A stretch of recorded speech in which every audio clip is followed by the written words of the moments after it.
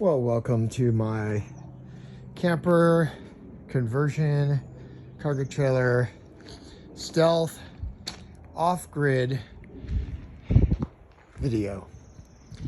Disclaimer, this is not a how-to video, but this is a how I did it video. I realized that through the process there are a lot of things that I did not video in detail, so I wanted to go over. I had some clear weather here in sunny California, and thought it would be a good idea to clean out the trailer completely, because it's been a long time since I've been able to get it empty. There's been a lot of stuff in here because with the rain, pretty much have to have everything inside and work on it from the interior, which creates quite a bit of clutter.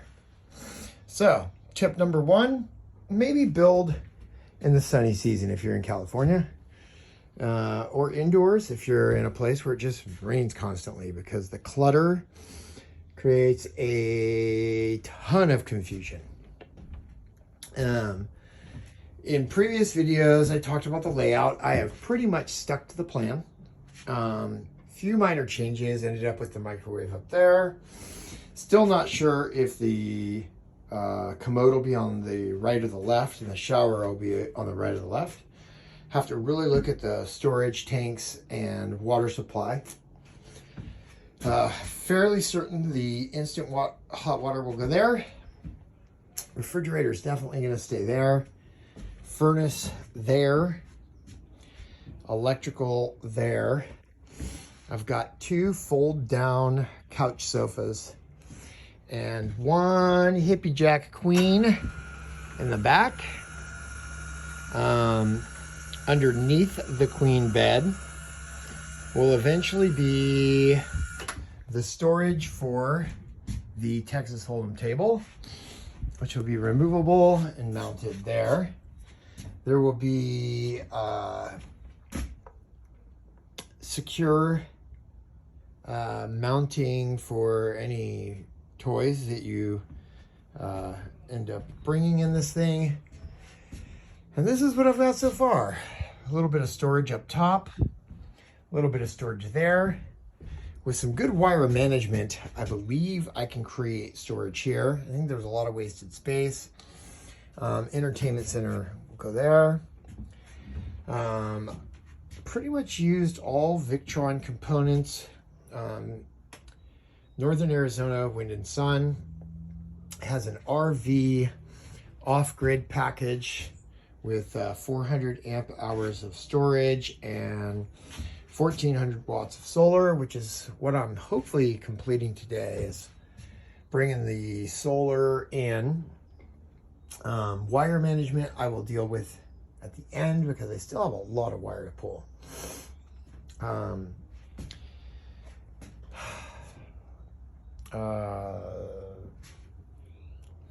So far, this is where I'm at. I plan on a pretty small black water storage, just because space underneath this thing is limited. 40-gallon freshwater storage, 20-gallon gray water storage, instant hot pump, on-demand pump, on-demand hot water, gas-powered furnace. I've already run the electrical for the furnace. This was kind of a interesting build. It has a return, it has hot out, and then it has its exhaust that exits the vehicle. I'm going to mount gas to the front on the V nose and bring my supply lines in under the unit and up to the two LP appliances, which is pretty much the furnace and the hot water heater. Everything else is either 12 volt or 110. Right now we are just running the 12 volt I've got the inverter off. Don't really need anything but a little bit of battery power right now. It's sunny out. Cleaning this thing out, drying it out. Gonna work on the solar today. I really wanted to hide all the electrical. So when I built the cabinets, because I planned to put speakers underneath the cabinets, and then I used a 1.5 inch by 1 inch frame to where everything will have space to run wires. As you can see here, I ran the wires on the frame, and then there'll be a interior paneling and an exterior paneling with space in the middle to hide wiring. Here I did not do that because there's just too much wiring. So I expect to have to build an inner frame to the electrical panel service box. I plan to insulate the floor from underneath just because there's not a lot of headspace in this thing.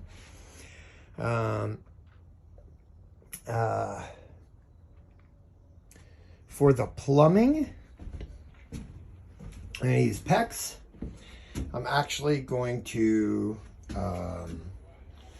put studs up against this back wall, which will bring the interior wall out 3.5 inches, and then run my PEX secured up against the back wall, and do the stub outs. Stub out for the toilet. The sink, I'm not so worried about that. I think the PEX could be visible from underneath. Could also make repairing it a little easier. Over here, I will probably put a LP 1 burner, 2 burner stove with some storage up top. There'll be a little bit of storage above the commode, a sliding door, barn style sliding door to close off the bathroom. I'm only going to do the one sink right outside of the bathroom. It'll be a kitchen and all-purpose sink. I really want to keep this thing wide open for motorcycles, snowmobiles, ATVs, whatever it is that somebody wants to. Probably still fit a small car in here when I'm finished. So there's still a ginormous amount to do, but while I had this thing cleaned out, I wanted to do a quick video just to show the progress where I'm at. All 4 of my batteries, my original plan was that all 4 batteries would go on the bottom there. That didn't pan out, so I had to build another box over here. Maybe I can fit 3 of them and create more storage on the left. Not sure yet.